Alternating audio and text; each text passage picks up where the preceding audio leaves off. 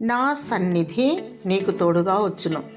నిర్గమకాండము 33 అధ్యాయము 14 వచనం. యెహోవా దేవుడు అబ్రహాముకు ప్రత్యక్షమై, నేను సర్వశక్తి గల దేవుడను, నా సన్నిధిలో నడుచుచు నిందారహితుడవై ఉండుము అని సెలవిచ్చాడు.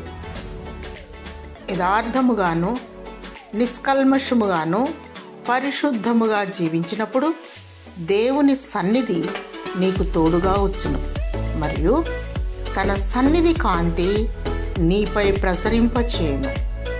ఆయన సన్నిధిలో సర్వసంపద కలదు మరియు పరలోకపు దీవెనలు కలవు. మరియా ఉత్తమమైన దానిని ఎన్నుకొని ప్రభు పాదాల చెంత గడిపింది. దేవుని సన్నిధిలో మానక ప్రార్థించుము, నిత్యము స్తుతించుము, దేవుని వాక్యమును గైకొనుము. నీవు వెళ్ళు ప్రతి చోటికి దేవుని సన్నిధి నీకు తోడుగా వచ్చును.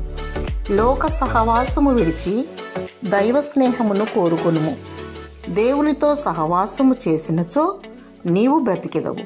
ప్రభువైన యేసుక్రీస్తు నిత్యము నిన్ను దీవించునుగాక. ఆమేన్.